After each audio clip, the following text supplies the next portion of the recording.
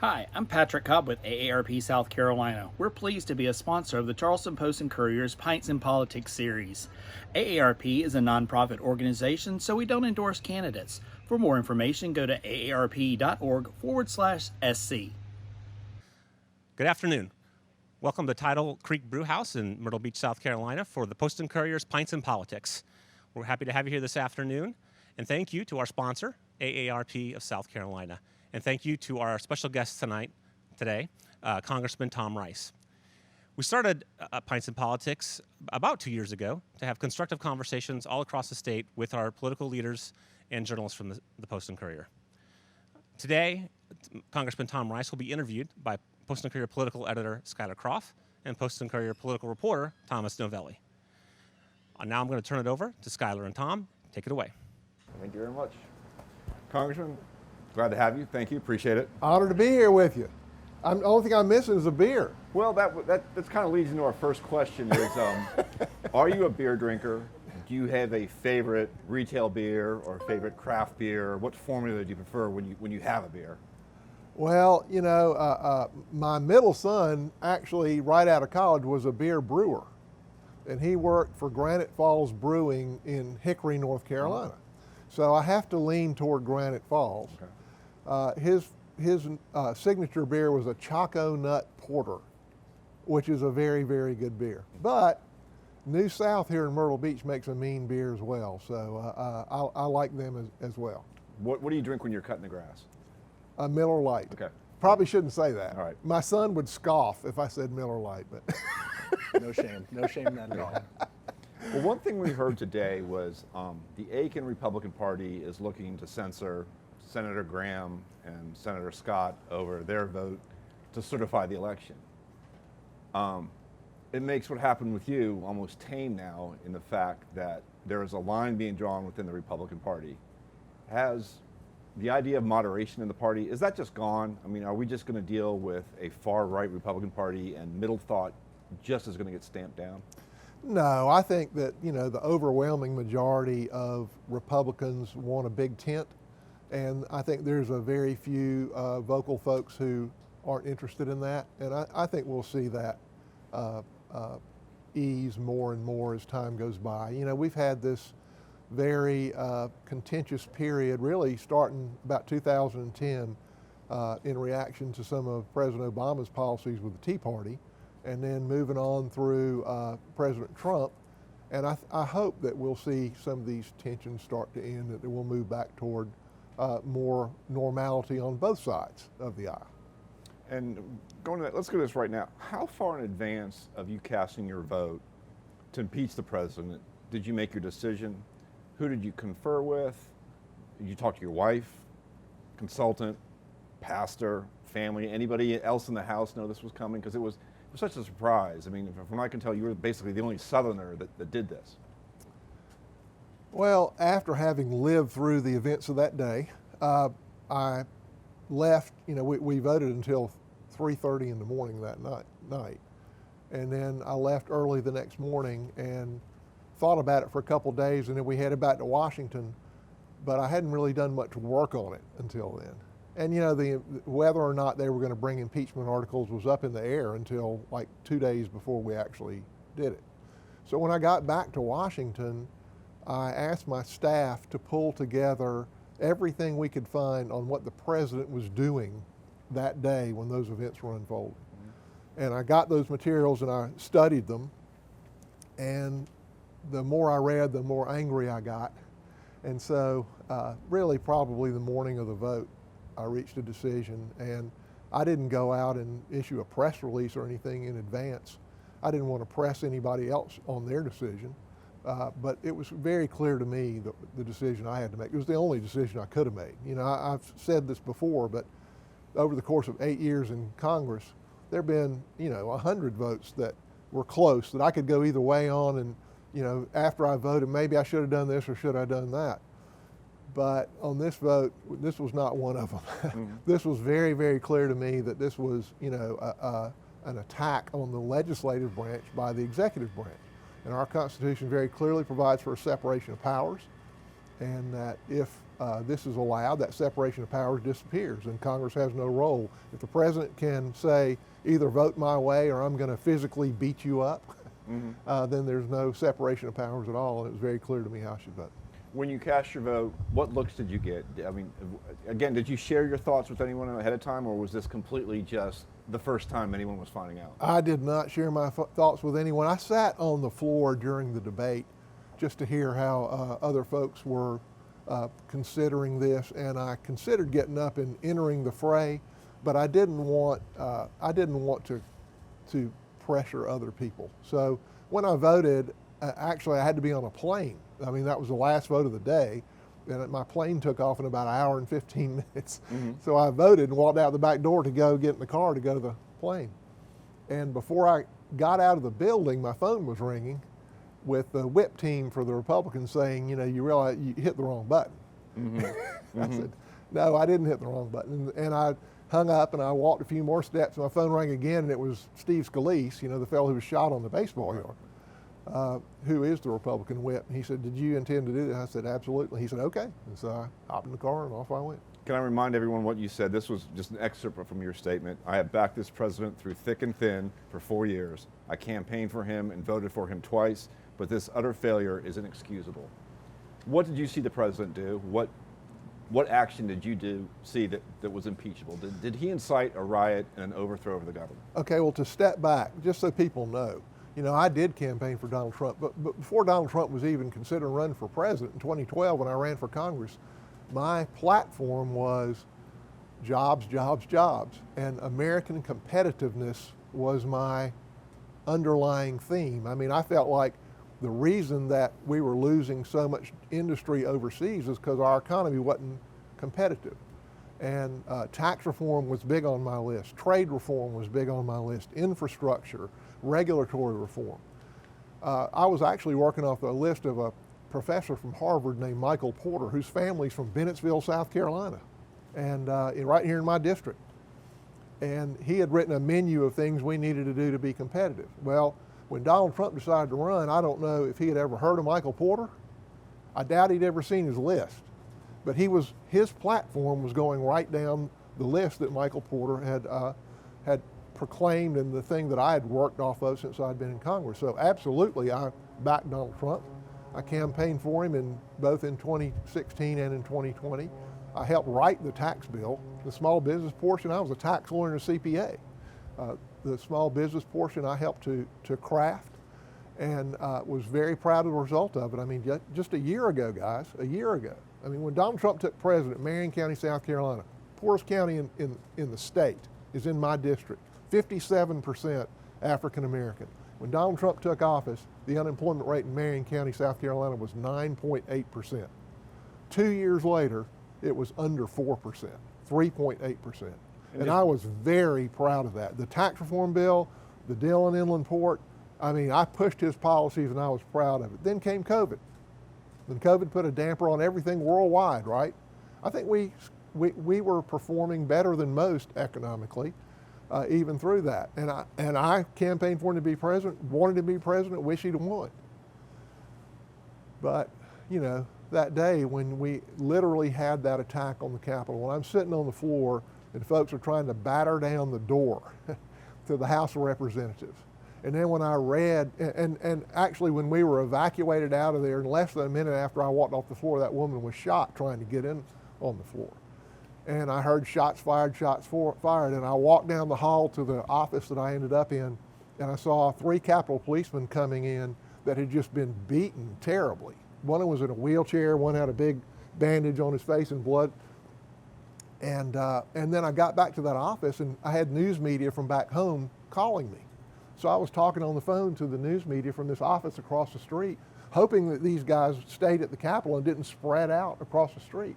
You know, listening to the people walking down the hall and wondering, is this going to be somebody with a gun? And I don't have anything to defend me except the baseball bat this guy had in his office. And I'm talking to this news meeting, and I asked them, "Where's the president?" We had the TV on, we can see the riot going on, and I kept saying, "Where's the president? Why is he not out here? Why is he not at least doing a press conference?"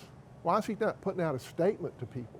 Why is he not calling in, ABC and NBC and CBS and doing like every other president in my lifetime would have done and tried to stop this? Why is he not trying to address the crowd through a helicopter or a drone? Why is he not physically coming down here like I think most presidents would have done? And he made no effort to stop it. And then when I sat down and read the timeline of what happened and how, actually people were in the Capitol and they were looking for Mike Pence yelling, hang Mike Pence when they were in the Capitol. And there's videos of all this. This is not disputed, saying, where are you, Nancy? We've come for you, Nancy. I'm no big fan of Nancy Pelosi. I want her to argue her issues every day, but I don't want her killed. I don't want her hung. I don't want her shot. And so, no, when I saw the president while this was going on, he's tweeting, Mike Pence lacks the courage that we need to get and just, to me, that one tweet was incitement. To me, that one tweet, when those people are in the Capitol and they're yelling, hang Mike Pence, and they're looking for him, and the president, while that's going on, sitting in the White House watching TV, excited about what he's created here, and he tweets out, Mike Pence lacks courage. To me, that's incitement. Let's just set the record completely straight for our viewers, for our subscribers. Are you definitely seeking re-election? Yes. Yes. And this is going to be different than other. And no, I don't own any property on the path of I-73. That keeps coming up. No, I absolutely own zero property on the path of I-73. That was made up by an idiot blogger here in Myrtle Beach who gets everything he says, pretty much 90% of it is a lie or is wrong. And absolutely, I own no property on I-73. Well, so this will be a different election than you've had before. How are you preparing for being primaried? Right now, we're up to a handful of challengers who have announced, and most of them solely because you decided to vote for impeachment. What headspace are you in? How are you preparing for this? I have had acquaintance with at least these folks who are talking about opposing me, but I've had opposition in every race I've had so far. There has not been a single time I haven't had opposition, so this is nothing new. This is part of the job. The way the framers of the Constitution set it up, the House of Representatives has to run every 2 years. You know why that is? Why is that? Because they want representatives to be always answerable to the people. They don't want us to ever get too far from the people. So every 2 years we have to answer to the folks we represent. And that keeps you sharp, that keeps you close to the folks, and so no, I understand I'll have opposition, and I'm prepared as I always will be. Were any of those announcements a surprise to you at all? Any of those challengers?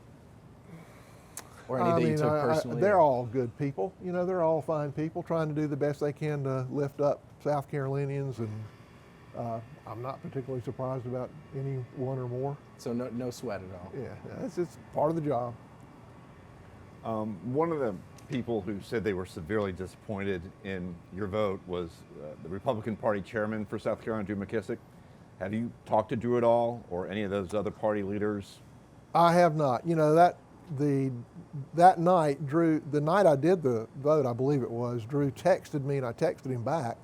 He just texted me, I can't believe you did this, blah, blah, blah. And I texted him, we can't have the executive branch attacking the legislative branch. And then after that, I tried to call him and text him a couple of times, and he never called me back. Nobody's ever told me that I was going to be reprimanded by the South Carolina Republican Party. None of my county chairmen or Drew or anybody ever told me that was going to happen, or that there was this pending action. It was just because the newspapers called and were asking about my comment that I actually knew it was going on. I think the day before, one of the people who's inside of one of the parties and had access to an email sent it to me. But I've called, I've talked to a couple of the county chairs, and everybody's been cordial, and we all work for the same thing. I believe in the Republican Party platform. I actually believe that it will do more to lift Americans than any other platform that I'm aware of.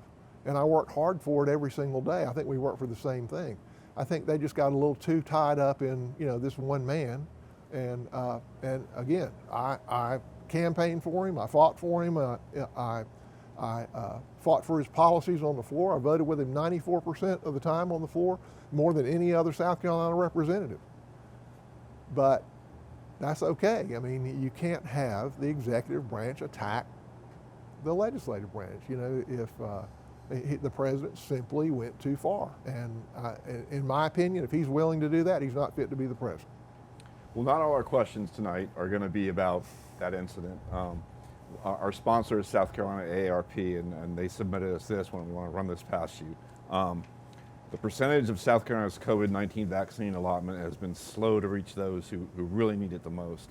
Going forward, what can you do as a member of Congress to ensure that South Carolina receives its fair share, and how do you make the process easier? Well, you know, first of all, this is a massive rollout. And I looked earlier today, and I think these numbers are from Friday, that something like 450,000 vaccinations had been given out in South Carolina, at least one dose. So that's more than 10% of the population of the state, which is not terrible. And that only counts the Pfizer vaccine, which the Moderna vaccine goes straight to the nursing homes. And one problem that has arisen in the counting is that South Carolina handled their counting a little different with the nursing homes and the assisted living facilities, where maybe all those weren't counted. And if you counted those, that we really weren't even really near the bottom, as the newspaper reports had said earlier. But when that occurred, the governor got anxious, obviously. He wanted his people to be treated well, and so he convened the entire federal delegation, and we've had several conference calls. The initial problem that we were facing was that hospitals with the rollout weren't sure if they were supposed to hold back doses for the second dose. They weren't sure if they were supposed to hold back doses until they opened it up to the people who were 70 years old. They weren't sure how long they would be handling it, if it would be turned over to the drugstores and such. But once it became clear that until they gave out all their vaccines, that we weren't going to be able to get any more vaccines, and that involved calls from the federal delegation. I was calling the head of Grand Strand and the head of Tidelands and MUSC and McLeod and so forth. And once we explained to them how the process worked as we understood it, they reacted very well. I mean, I know within a week, I think Grand Strand and Tidelands has given out over 7,000, and last weekend Seacoast, Little River gave out 2,000. They're working and they're getting the vaccine out a lot more quickly now. So let's rewind it back for a minute. Let's go back to January 6th with the day of the riot. You said you were on the House floor when the door is being beat down. There's tear gas. There's people showing up with zip ties. Take us kind of Cold down into the moment. It is a little chilly out I here. guess it's these beer. There you go. Take it back. Just how did the day start for you, and how did it unfold? And what were some of the we highlights? don't actually take you back 2 days before that. I woke up at about midnight in my apartment, and my eyes popped open. I said, you know what? This is going to be bad. I hadn't really considered hadn't gotten briefings on it. I knew that the event was going to happen. Trump was going to hold a rally. But we hadn't been given any security briefings on it as a rank and file congressman. So, but it occurred to me, I said, what's going to happen is there are going to be 30,000 Trump folks to show up and 30,000 Antifa and BLM folks to show up, and there's going to be riots in the streets, and they're going to be burning buildings. This is what I thought was going to happen. So I went in the next day to my staff and I said, guys, don't come in. Don't come in tomorrow. I said, in fact, I said, go to the ATM and get you some money out, because I don't know if it's going to shut down the financial system around here. Make sure you're going to be taken care of. So that was how concerned I was about it. And the morning of the event, the next day, my office was closed. I was working from my apartment, making telephone calls. I had a virtual committee meeting. And about, I guess, 12:30, the fire alarm went off in my apartment building. That never happened before. So I was going to head over to the Capitol anyway. The debate was starting on the certification at 1 o'clock. And so I I walked out and there were hundreds of Capitol Police all over. And you know, I don't live in the Capitol complex. I live fairly close by. And when I was walking through the alley that I normally walk to go to the Capitol, the policeman stopped me and said, "You can't go that way, there's a bomb back there." That had never happened before. Now, I'm not going to say that, you know, we don't get bomb threats a lot in Washington. We probably get 2 a week, but usually all you get is a text message and that's the end of that. This one, they ended up, you know, putting it in a container and exploding. And so I walked a long way around and had to weave through all these, you know, heavy police presence, and I got there a little late. And I got to the floor, and I signed on to the objection, and then I sat down for the debate. And we'd been sitting there for about, I guess, 45 minutes. And somebody from the Sergeant at Arms office came in and interrupted the debate and said, "We've got, you know, a security situation here. We just want you to be aware, be alert," and walked out. And 5 minutes later, person comes back in and they say, "We've got a breach of the Capitol," and they grabbed Steny Hoyer and Kevin McCarthy and Steve Scalise. I don't think Pelosi was in there. Maybe she was. And they just rushed them out of the room. And we continued to debate. And somebody else stepped up the speaker's podium and we continued our debate. And 5 minutes later, come back in, and they said these people are deploying some type of gas. We think it's tear gas in the Capitol Rotunda. Can you imagine that? And so they said, "You've got safety packs under your seats, pull them out and be ready to put on your hoods." So that had never happened in 8 years in Congress. So we pulled those out and set them on our seats, and a lot of people put them on.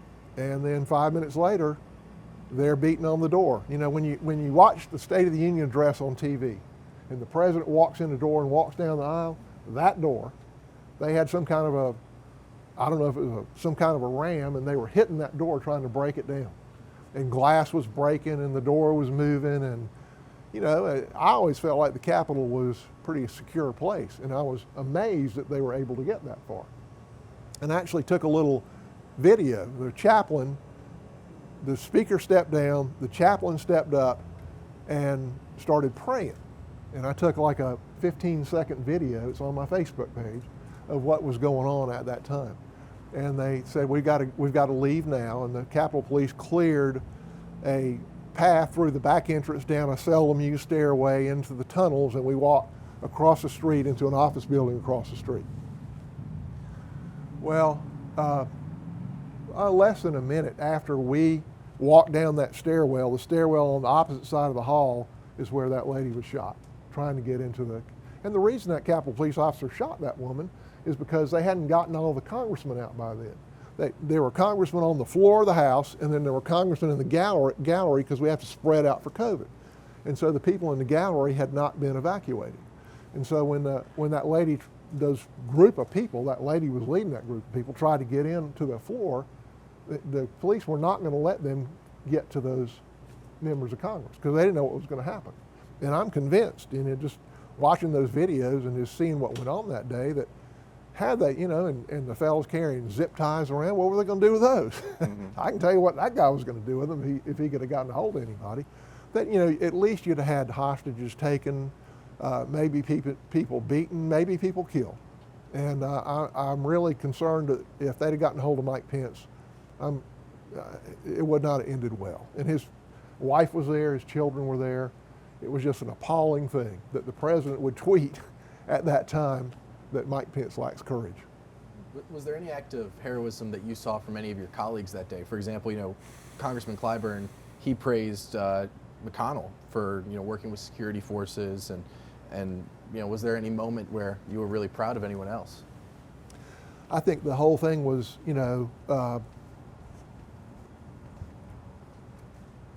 there's no question that there was some kind of a breakdown between intelligence and preparation for that event.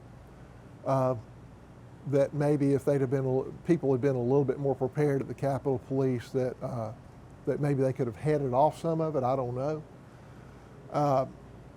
But once it unfolded and it got that far, I think I have nothing but praise for the Capitol Police. I mean, those guys fought for hours. hand-to-hand combat trying to defend that Capitol. And over 100 of them were injured, and one died on the spot, 2 committed suicide later. And the chief of police has resigned, and there's been an awful lot of fallout. And of course, that woman who was shot died, and another woman, I believe, was trampled, and 2 other people died of other causes because help couldn't get to them.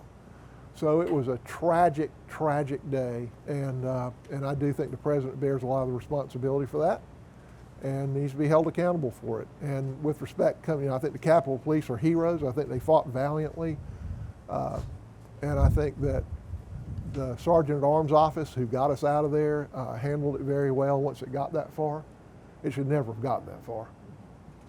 And was there anybody, like in particular, a fellow congressperson that stepped up or kept people calm? Or I don't recall anybody doing anything much different than anybody else did. Was there anything, a particular like shameful performance that you saw that day from a member? For example, there was one Republican congresswoman who was singled out for publicly identifying where Pelosi's movements were when the evacuation was happening. Was there anybody? I've never heard that before, and if that happened, that's shameful, and they should be punished for that. I do know that Lindsey Graham, just from reading the reports, that Lindsey Graham and Mitch McConnell and Kevin McCarthy and others were trying to call the president and couldn't get through to him on the telephone. He wouldn't take their telephone calls, which I think is appalling as well. You were among those Republicans who voted against what's really a norm on the certification. That usually that's a rubber stamp. Critics are saying that decision to do that added fuel to the fire. The states, all 50 states certified their elections, saw no problems that members of Congress did or Trump supporters did. A GOP state like Georgia, they said, it's fine, we're proud of our results. Do you personally have any knowledge of massive fraud that went into this vote by the Republicans who contested the election yourself? And don't you bear some of the responsibility as well from fanning the fire? When these facts were never proven, they were just alleged by Trump supporters. Okay, a lot of questions there. Do I know of massive irregularities? Yes. Do I know of massive fraud? No. And what I mean by that is, and then fanning the fire, all I said throughout the process, you go back and look at every single one of my newscasts and every single one of my social media posts is that every legal vote needs to be counted. That's all I ever said. I never said there was massive fraud here or there. Never said, because I don't know that. But here's what I do know. And that was a hard vote for me on whether or not I was going to contest the Electoral College. I was kind of leaning no because my big hang up was the states weren't asking for it. But on the night before the vote, the president of the Pennsylvania State Senate, and I think it was like 25 Pennsylvania state senators, wrote us a letter and said, here are the irregularities in Pennsylvania. Please do not certify our electors until there's a pending Supreme Court case. It's Bachveer versus some other official in Pennsylvania, which will be heard in the coming weeks. Please don't certify our Electoral College votes until that happens. And that's what pushed me over the edge. Now, with respect to what those irregularities are, in every one of those 5 states, and mostly it was because of COVID. The Constitution, the United States Constitution says that the legislatures are to set the process and to carry out the elections. Well, is that true in every instance? Because it's not so much they're saying the legislatures do that, they're saying the states do that, and the courts are part of the states. No, the Constitution specifically says the state legislatures. And that was a big source of argument when they were drafting the Constitution over whether it would be the administration or whether it would be the legislatures. I don't think the courts were ever mentioned as part of the process. And so the state legislatures laid out this process for the administration of the election, and in each case, and Pennsylvania is a very glaring example. Georgia was too, but in Pennsylvania there were significant changes made to the law that the legislature had passed, and by people who had no authority to change that law. Now, they had COVID as the excuse to do it. So, for example, the Supreme Court ruled, regardless of the fact that in Pennsylvania, the law says that absentee ballots have to be in by close of business on Election Day. The Supreme Court ruled, no, we're not going to enforce that. They can come in by 3 days later, by Friday. Well, that is absolutely against the law that they passed, and that is absolutely a valid reason to this needs to be heard by a court. A court needs to, the Supreme Court of the United States needs to determine whether that is constitutional or not. But they're not going to do that. That case is pending right now. So far, the court numbers have been 1 success and 60 losses. Moving past that, do you believe that the election should be federalized? No, absolutely not. I strongly want each state to be able to set the rules for their own elections. Now, I think there should be minimal requirements about verification of voters, and there already are, too many federal requirements, in my opinion. But I believe in the Constitution. The Constitution specifically delegates that to the state legislatures, and I think it should be that way. Last week, the news cycle was dominated by a movement to oust Marjorie Taylor Greene from her committees and Liz Cheney from leadership. Of course, Greene was stripped of her committees. Liz Cheney kept her leadership, but was censured by her state party. What was your view on what should have happened to either one of them? Well, I spoke very strongly for Liz Cheney, in support of Liz Cheney at that conference meeting that we had, where the vote was 140 to keep her and 60 against keeping her. Now, I thought that, the argument was that she had issued a statement that said that, the president organized the mob and I can't remember the words of the statement, but something along the lines of set the mob on us, and that, he absolutely should be impeached. It was the worst violation of the separation of powers since the creation of our country, something along those lines. Right, it was a strong statement, yeah. And folks were angry that those words were used in debate against them. But, because Liz Cheney's in leadership doesn't mean that she gives up her voting card, and it doesn't mean that she's not allowed to state her opinion.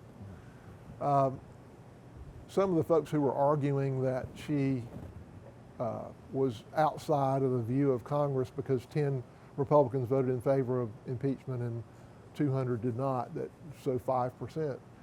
I said, well, gosh, a lot of the folks that are arguing that are very frequently on the 30 side of a 400 to 30 vote, and that sometimes I join them. But no, I thought Liz acted very responsibly, and that she was well within her role in leadership, and that I agreed with her.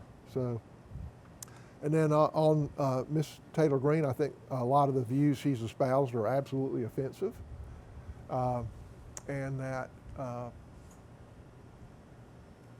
and it's difficult because she just got to Congress, and if not all, almost everything she has said was before she was in Congress, and her voters put her there. I actually had an interesting call last week, first time this has ever happened. I had the chairman of the county Democratic Party, I'm not going to say who it was, call me and ask me to vote to remove her from her committees last week, just before the vote. And here's what I told him. I used to be a tax lawyer and a CPA before I was in Congress. And if you do a will and you name somebody you trust, maybe your best friend or maybe your middle son or maybe your youngest daughter, to be your executor because you trust them. And then you pass. And maybe your second wife doesn't like that person.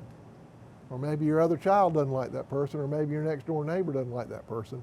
And so they bring a lawsuit to have that person removed and somebody else put in. The court's not likely to do that unless that executor has done something very, very bad. It can't be a mild thing. they've got to steal something or commit a crime or do something really, really bad. Why is the court not going to do that? Because you trusted that person to handle that job, and you're not here to change your decision. And the court's going to uphold your decision unless it's something really egregious. Same thing with her voters. Her voters knew about her opinions. Her voters voted her in. Now, if we're going to start excluding people from Congress because we don't like their opinions, then where's that going to go? And if there's a majority of Republicans in Congress, are they going to exclude everybody who likes abortions? Or are they going to exclude everybody who wants tighter border restrictions? I don't know. I think that is a very slippery slope. And historically, at least in the last 150 years, the only people who have been removed from committees have been removed by their own party, not by the majority party. That's never happened until last week. And what Kevin McCarthy said is be careful, because next time we're in the majority, which could very well happen in about 18 months, if you're not careful, I'll select everybody who's going to be on your committees. So this is a very, very dangerous precedent. At the center of this is the QAnon conspiracy theorists, and it seems like a lot of Republicans, when they're asked about it, they say they don't know anything about it. I don't know anything about it. Well, and so I'm curious about that. Is this a script that comes from the caucus? I mean, I feel like this is something you have to be aware of with this movement after. Oh, yeah, I've what I see in papers and that kind of thing, but I think they're some kind of a conspiracy theorist, tinfoil hat wearing blogger group, right? And do I have time? Do I really have time to follow what every conspiracy theorist blogger group does? Absolutely, I do not. I've got things I've got legislative work. I got things I need to do for my district. I don't have time to chase down every blogger who posts everything on the internet. So there's been no briefings between Republican leadership and anybody about this, or no element to prime that. Gotcha. We usually open up these to questions. People submit them, and it was amazing. All the questions we got, 99% of them were about you voting the way you did, praising it, you voting the way you did, opposing it. Where do you see the party being in those 18 months from now? Is Trump's legacy still going to be there, or do you think there will be a quiet way to stamp him out? Is he going to be looking over everyone's shoulders in the primaries, or just what happens to the party? I think the party has got to move on. I don't think that, and I think a large part of the party is doing that already. I saw poll numbers came out last week where 65% of Republicans wanted him to run for president again in December, and 45% last week, and I think that'll continue to deteriorate. I don't think he's going to just, say, I'll see you later and nicely walk away. I think he's a pretty vengeful guy. He's already said in the media more than once that he's coming after me and Liz Cheney. I fully expect he'll be down here to seek his ounce of flesh, and that's just part of it and how he is. But I think we have to move on, and I hope we will move on. Again, his policies were the policies that I proposed when I came to Congress about American competitiveness, and they were working. A year ago, Marion County had 3.8% unemployment, and people had opportunity that they had maybe in Marion County never had. Since the Civil War, maybe never, ever had. Is that the same county you mentioned? They were up by over 9%? Yeah, they were 9.8%. What do you attribute that drop to? Three things. Well, it's juicing the national economy through tax reform, regulatory reform, trade reform, number one. And number two, the Dillon Inland Port. Okay. Right there at Marion, Dillon, Marlboro. Okay. 100,000 people live in Marion, Dillon, Marlboro, 3 of the poorest 10 counties in the state, majority African American, and those folks, it created 2,000 jobs in the first 2 years. And if the economy hadn't been going good because of tax reform and regulatory reform, it wouldn't have worked. So, no, I loved his policies, and I would fight for his policies, and I fought to get him reelected. And if it hadn't been for COVID, I think he'd have been reelected in a landslide, and everybody would be making more money and would be much more happy.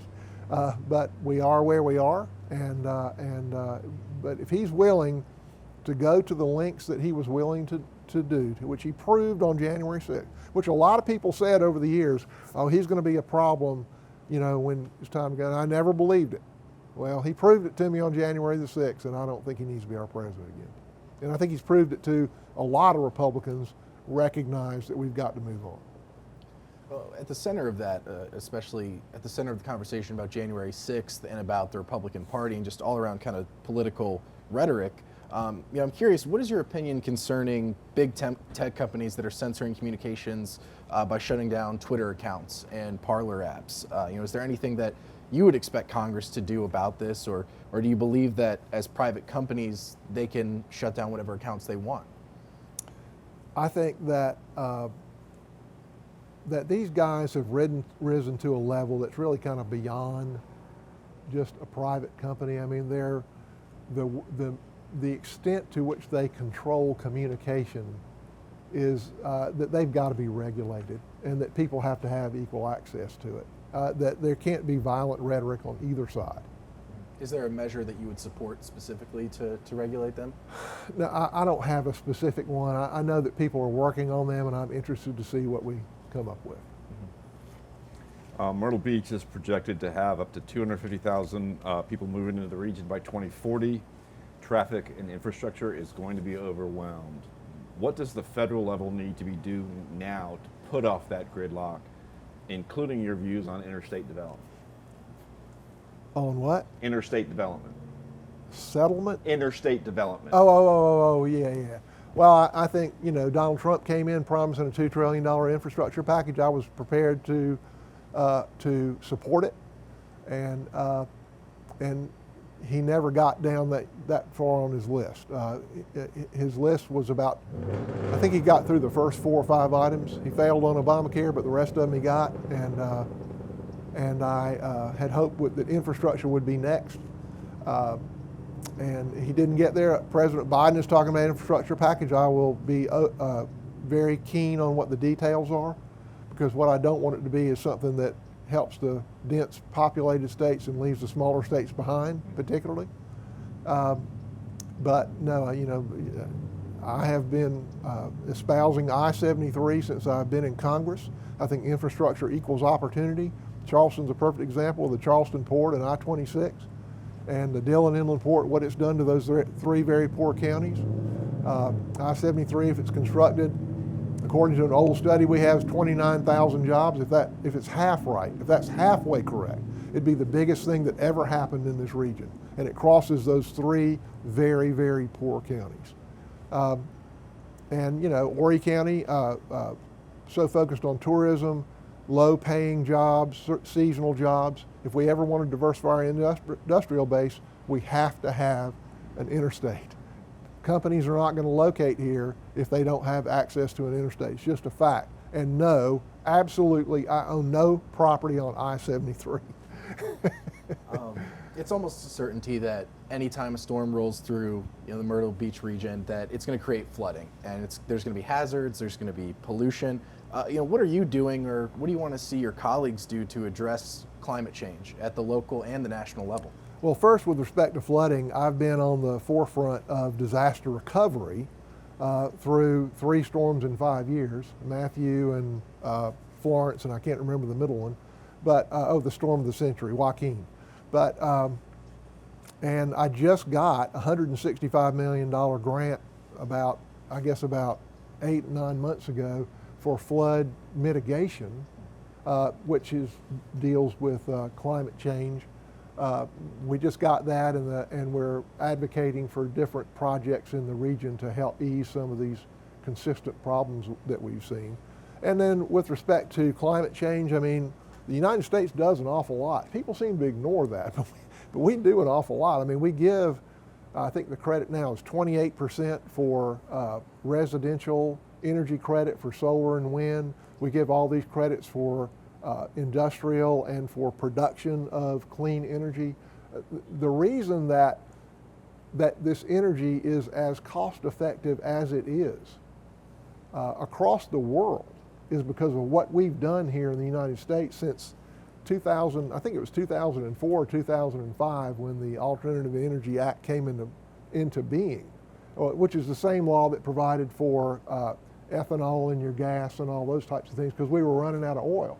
Now, fracking relieved some of the pressure, but we do an awful lot right now to incentivize alternative energy, and you know, we get better all the time. I mean, right now, I think since 2004 or 5, the greenhouse gas emissions in the United States have dropped by about, I believe it's 18% in the United States. Now, China is probably doubled, but here it's dropped by 18%, and continues to go down. And I expect that as these technologies improve, that there will be more, you know, it'll be cheaper, and there'll be more and more adoption. And I would think in the coming decades that, you know, the burning of fossil fuels will be a small fraction of what it used to be. But the problem that you've got is in these developing countries where, you know, half the population still doesn't have electricity. They're going to go for the cheapest thing that's available. Their president of their country, who knows that his job depends on making people's lives better, is not going to hang around and wait to see if, you know, he can get a solar panel versus a coal plant. If it's going to take a coal plant and it's cheaper to get energy to his people, that's what he's going to do, and that's what we're facing. So we've got to, you know, we've got to allow this technology to continue to improve and to continue to get cheaper, and then I think we'll see real, and we're already seeing real progress, but it'll accelerate.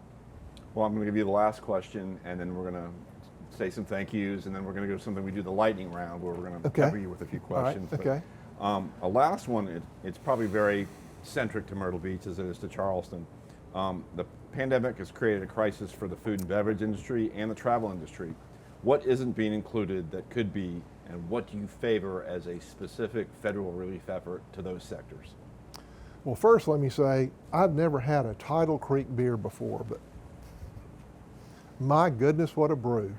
I thought that I liked those other beers I mentioned earlier, but wow, this must be made with solar energy. That is a very good beer. What type of beer is this? It's a breezy Blondell. Wow, a brandy Blondell? Breezy blonde. Wow, this is so good. I have to have another sip. I think you're answering my question. Okay, no. Give me the brief question again. Again, food and beverage. Oh, yeah. tourism. Okay, I've got Horry County, or the Grand Strand, has 1,700 restaurants. 1,700. I had said off the cuff before that that was probably more restaurants per capita of people who live here than anywhere else in the country. And some folks did some research and told me that that was true. And these people have been devastated. It's not, I mean, the pandemic and then the governmental restriction that was imposed on them to physically close and then lower occupancy and all these other types of things. And simply hundreds of them are not going to survive. And so from day one, and then obviously the hotel industry has been decimated as well. I believe the numbers are 30 to 40% of the prior year, last year. So I have advocated very strongly for the hospitality industry since day one. The PPP program was a huge success. When they said early on that they were going to allocate $90 billion of that initial $1 trillion package to the airline industry, I said, well, if you're going to do that, $100 billion needs to be allocated to tourism, because the hospitality industry employs 13% of the workers nationwide, a lot of people in Charleston too. I was not successful in my argument, but the PPP program reached the overwhelming majority of those small businesses. Now, in the latest round, they did something that I think is even better. Even though they didn't specifically speak to lodging and restaurants, they did speak to theaters, which is a good thing. But they also, because a lot of those theaters are still closed, but they put a requirement in the PPP program that your revenue had to be 25% less year over year if you're going to qualify, which that excludes a lot of people who got industries who may not have needed it as much as the hospitality industry. So I think the result of that is that the hospitality industry will be much more benefited from this second round of PPP. I want to thank everybody here. Especially I want to thank South Carolina AARP, the people at the Tidal Creek Brew House, and please sign up. Go to our website, look up Post and Courier, Pints and Politics. We're moving around the state. We're trying to get as many politicians as we can for these kind of relaxed interviews. So stay with us. We're going to go to our lightning round now. So We'll kick it off. And this is a great beer. I'm drinking it too, and I agree. It's good. We'll start it off, lightning round. What Myrtle Beach attraction is the most Myrtle Beach in your view, and what about it sings Myrtle Beach? Well, I would have said the pavilion 15 years ago, but now I've got to, well, obviously it's the beach, but if you're talking about an attraction, it would have to be the Skywheel. Of course. Yeah.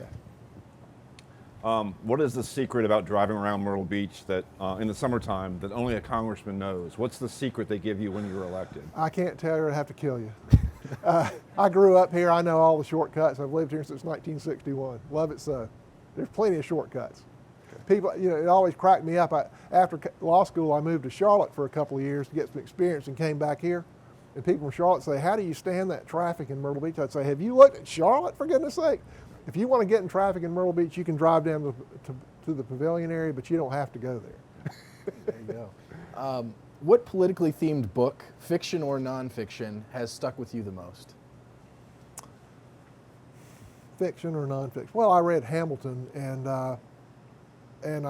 it was a very moving and book that educated me a lot more about the history of our founding fathers and their thought process. Mm-hmm. It was a great book. The biography, based on the musical. Yeah, yeah, and it was, a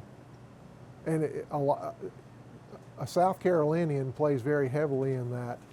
Oh gosh, his name escapes me for the moment, but his father was on the Continental Congress, and Hamilton and this gentleman both were aides de camp to George Washington throughout the Revolutionary War. Mm-hmm. And they became very, very close friends. And he's from Charleston, and after the British surrendered at Yorktown, he came back down to Charleston, and the British were still in Charleston. Mm-hmm. They wanted to leave, but they had to get provisions to leave, and the colonials wouldn't let them leave Charleston to get provisions. So they marched south.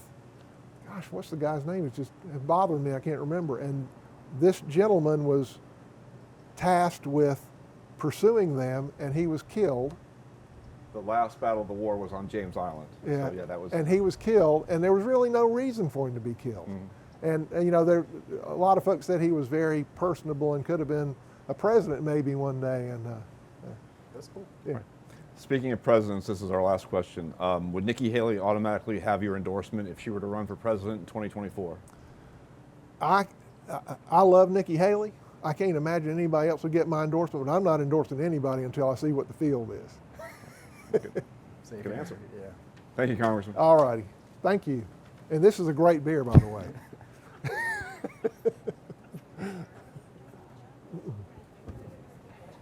Yeah. Tidal Creek Brewery. Wow. Okay. Cheers. It is good. You do okay? Yeah, it's good, man. Good. Good. All right. We're going to close out the day. We're going to have the Post and Courier executive editor, Mitch Pugh, introduce you to Nick Masuda, and he'll talk about our program up here and our newsroom in Myrtle Beach. Hi, welcome back. I'm Mitch Pugh, the executive editor with the Post and Courier, here with our Post and Courier Myrtle Beach managing editor, Nick Masuda. First, just want to say thank you again to our sponsors, AARP, and to our hosts today, the Tidal Creek Brew House out here in Market Commons. I think you heard the ringing endorsement from Congressman Rice on the beer, so if you want to get on out here this afternoon, I know they're still open. Opened in June during the pandemic, so we're really happy to be here. Beautiful facility. Nick, it's a great segue into kind of what you all do here with the Post and Courier Myrtle Beach, which launched in August, so we also launched during the pandemic. And I know you guys cover a wide variety of topics, including small businesses like the Tidal Creek Brew House. Talk to us a little bit about what your team of 7 reporters have been up to since August. Sure, and actually what's kind of exciting is that we celebrated 6 months on Friday. And actually my 7th month being here today. And so this has been an exciting venture for us. Small business is so important to this community, and to be at Tidal Creek like this, we've written about them before, and we really have that close connection with the community. We're really trying to get to know these businesses that are overcoming obstacles, that are doing it in very innovative ways. And this area in general is growing like crazy. By 2040, it's supposed to double in size. And so we've dedicated a reporter, actually 2 reporters, to business and growth. And our Hannah Strong is going to be doing growth heavily moving forward because it's so important to this area. Great. Yeah, I think one of the things that we thought about as we decided to come into the Myrtle Beach market with more reporters and more resources was the idea that, all around the state of South Carolina and other places in the country, it's really, getting harder and harder to be in the news business. We happen to have the added benefit of being a locally owned, South Carolina-owned news organization. Tell me a little bit about, how that influence drives what you guys do and how that feeds our mission here in Myrtle Beach. Sure. Ultimately, I got in this business to become part of a public service, and ultimately, we've won a Pulitzer for that same very reason. And to piggyback off of a brand like the Post and Courier and come into a community like Myrtle Beach, which we believe is a news desert, we believe that this area needs to be focused on. And so to come in here thinking about how we can serve the public better, how we can make sure that we're asking questions that maybe they can't, and that we dive deep, that we're a true watchdog for everybody in our community. And that is very much what the Post and Courier stands for. Always has, always will.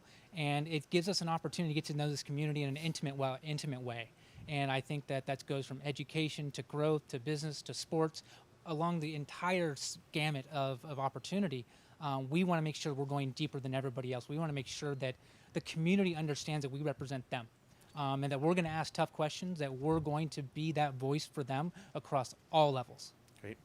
One last question, and then we'll let our audience go for the afternoon. But one of the things I think people don't realize is that all of you are based here in Myrtle Beach, in the Myrtle Beach area. So I guess my loaded question for you. So what's your favorite part so far about living in Myrtle Beach? Is there a place you like to go? Things you like to do with the family? What's the best thing about being here?